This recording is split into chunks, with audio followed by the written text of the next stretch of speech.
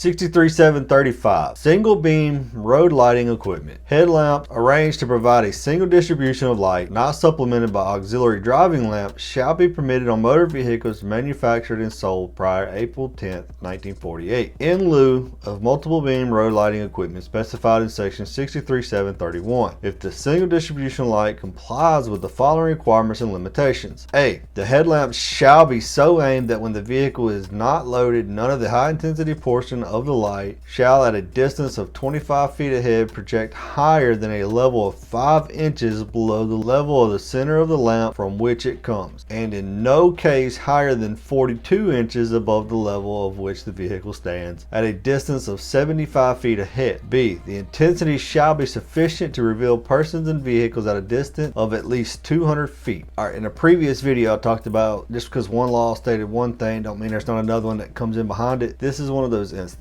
If you go back to a previous video, you'll see where it said you would have to have multiple beam lighting equipment, a high and a low, on your vehicle. Vehicles manufactured before, they only had single beam lights. Those made those vehicles illegal. So they had to put this law in to go back and say anything before April 10th, 1948 that had single beam road lighting was legal. That's why I'm doing these videos in order. You'll find the state statute and the thumbnail, the description, and the title. If you have any questions about a law, try to go a few videos ahead, a few videos prior, and see if your question's not answered. If it's not, if you don't want to do that, comment below. I'll try to answer the best I can. Also, like the video, subscribe to the channel. Let's keep this going. Thanks for watching. Have a great day.